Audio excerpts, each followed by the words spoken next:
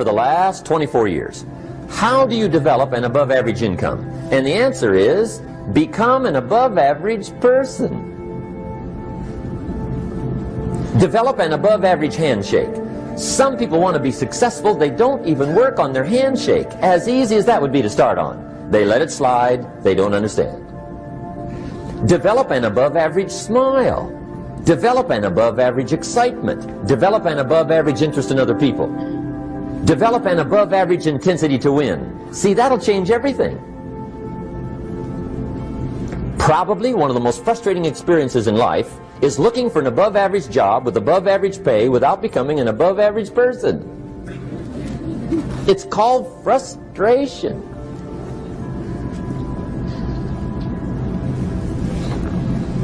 And Mr. Shoaff gave me probably the greatest clue he gave me when I first met him. He said, Jim, if you want to be wealthy and happy the rest of your life, just learn this lesson well. He said, learn to work harder on yourself than you do on your job.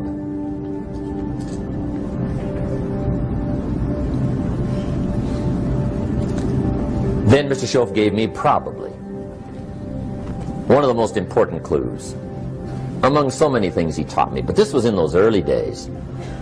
Mr. Shoaff was very kind, but he was also very abrupt. And he had these interesting questions to ask. I'm giving him a little rundown one day on how things hadn't worked out for me. He said, Mr. Rohn, I've got the answer for you if you will listen carefully. And listen carefully I did that day and for the next 5 years.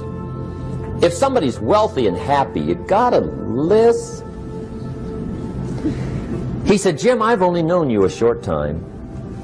But he said, it's already my honest opinion that for things to change for you, you've got to change. That wasn't quite the answer I was looking for. But that's the answer he gave me, and I pass it along to you. For things to change for you, you've got to change. Otherwise, it isn't going to change. Before I met Mr. Shoaff, I used to say, I sure hope things will change. Right? That seemed to be my only hope. If it isn't going to change, I'm in serious trouble. And then I discovered it isn't going to change, so I'm in serious trouble.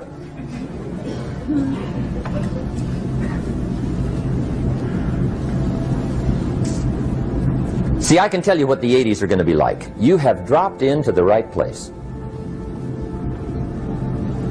I did a seminar one time for Standard Oil executives and management in Honolulu. And we're having a conference one day on this big conference table. And one of them said to me, Mr. Rohn, you know some fairly important people halfway around the world. What do you think the 80s are going to be like? I said, gentlemen, I do know the right people. I can tell you. So they all listened very carefully.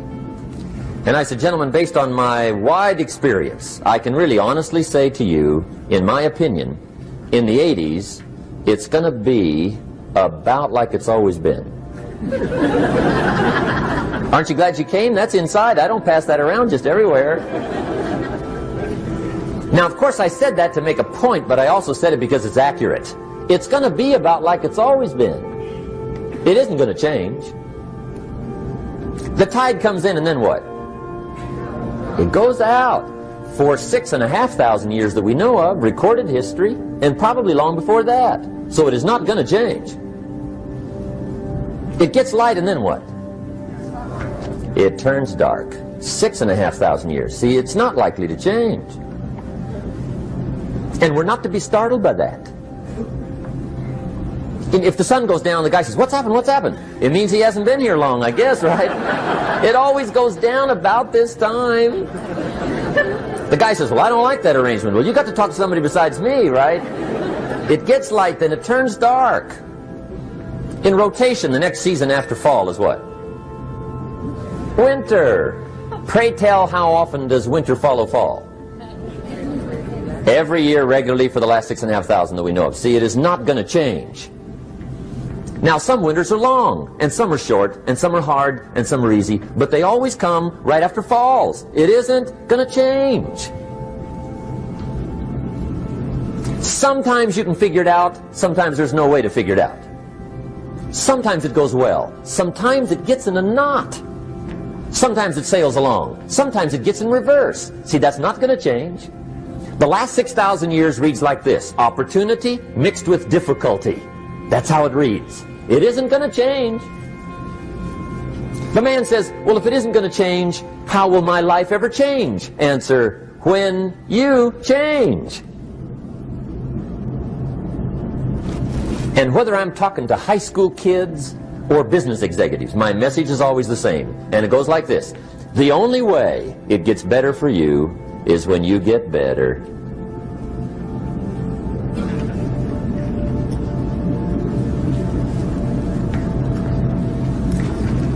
Let me give you the 4 major lessons in life to learn. Here's 4 majors. It's good to study the majors. In our weekend seminar we teach, some people don't do well because they major in minor things.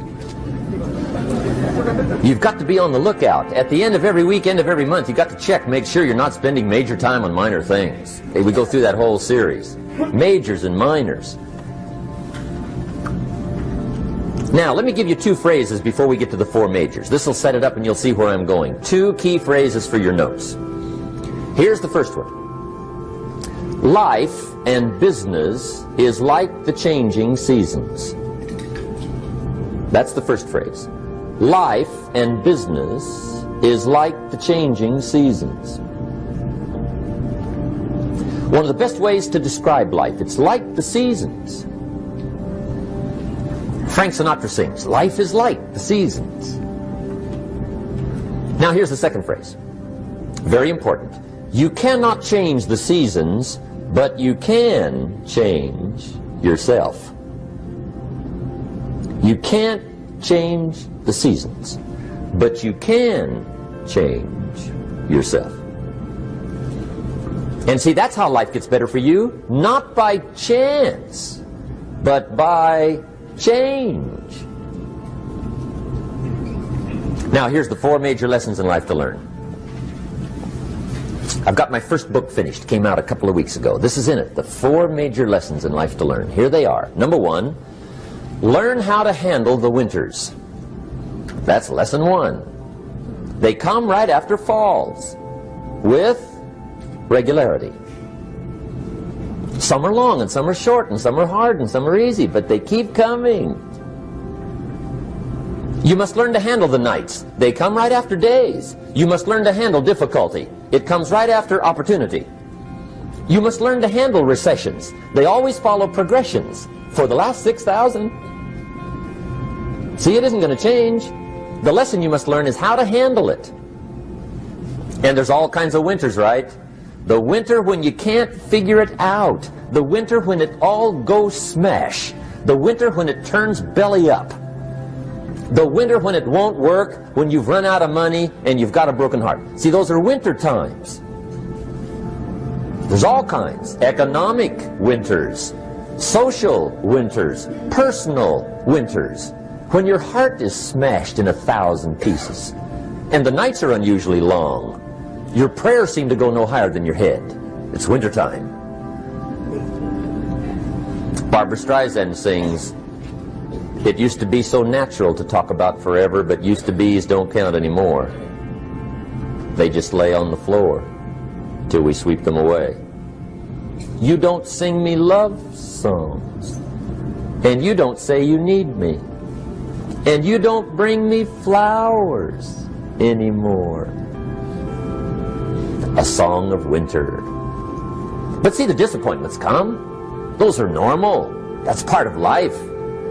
But the question is, how do you handle it?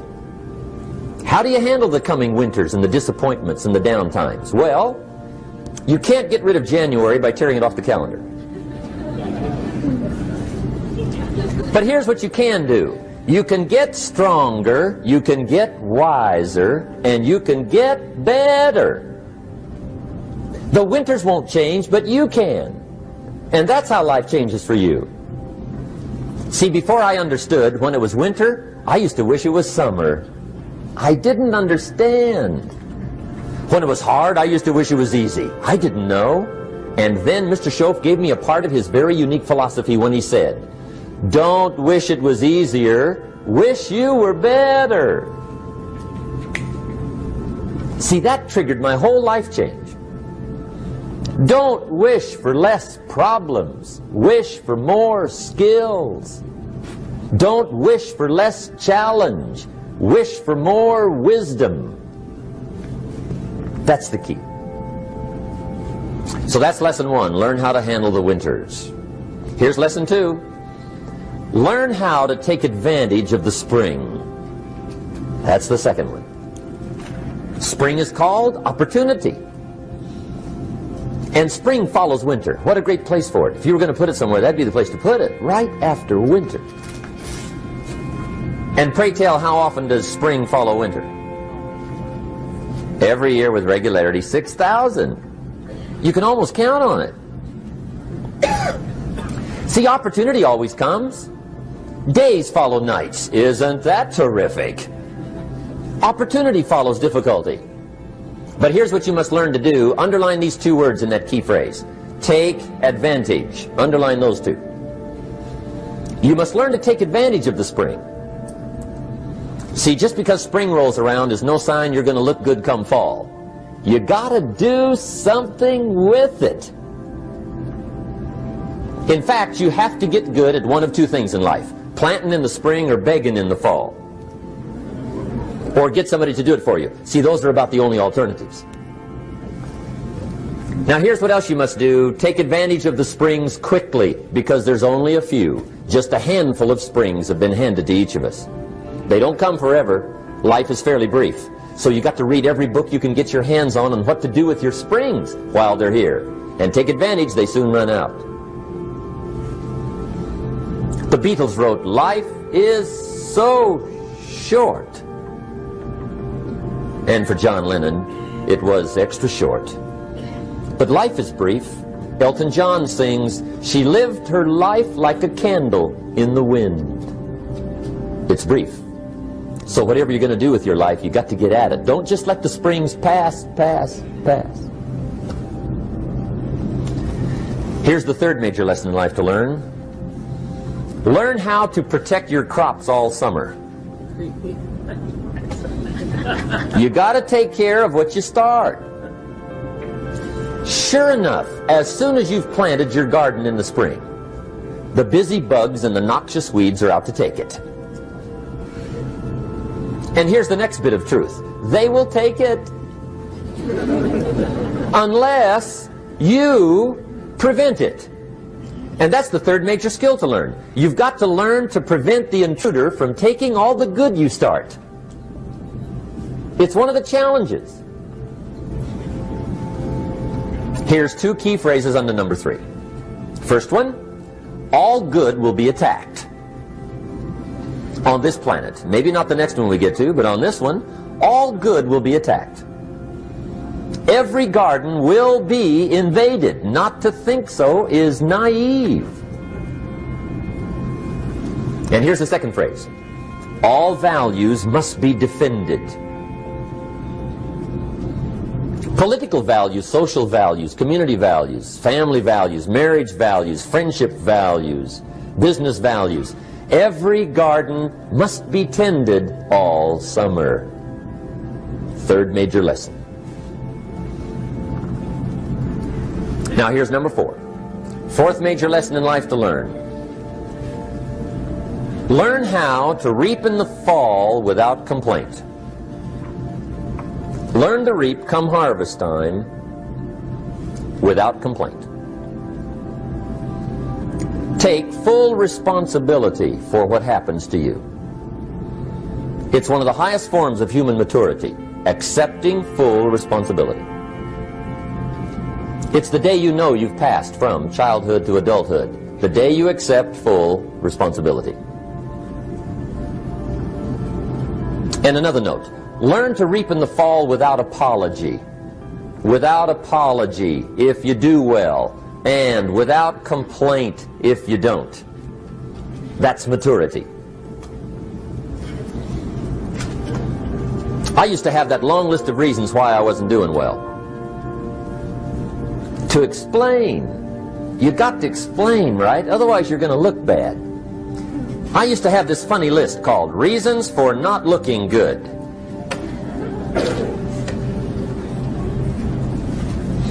I used to blame the government. I mean, you can believe that or not. It was at the top of my list. I had a lecture second to none. The government. That was on my list. I used to blame taxes. Look what you got left after they take everything. And they expect you to do well. That was on my list there. Prices, that one's easy, right? You walk into the supermarket with $20, come out with a little half bag. So I had that on my list. I used to blame the weather. I blamed the traffic. I used to blame my car. I blamed the manufacturers. I used to blame the company. I blamed company policy. I used to blame the training program. I blame my negative relatives. They were always putting me down. I blame my cynical neighbors. They're just selfish, looking out for themselves. Won't loan you money? They were on my list.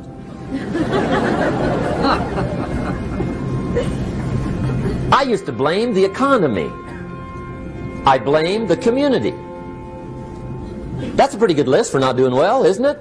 I thought it was good. I'll never forget one day, Mr. Schoaf was very kind, but he was also very blunt. And this was no exception. And I'm glad he was blunt. There's a lot of things I'd have missed if he hadn't have been blunt. One day, with sort of a curious look on his face, he said, "Jim, just out of curiosity, tell me, how come you haven't done well up until now?" Excellent question. I thought, well, so I won't look too bad, I'll go through my list.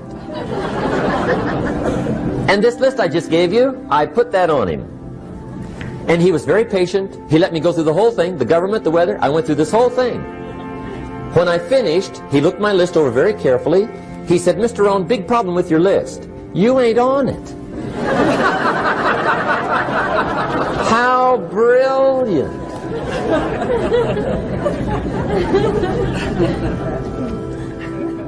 When I went to work for him a few months later, I learned very quickly to tear up my list, reasons for not doing well, and I threw it away.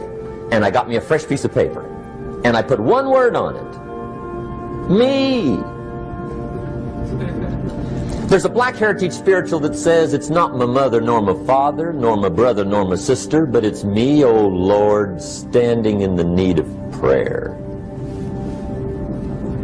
See, I used to blame everything outside. And then let me give you a little philosophy that helped turn my life around. For your notes, here it is.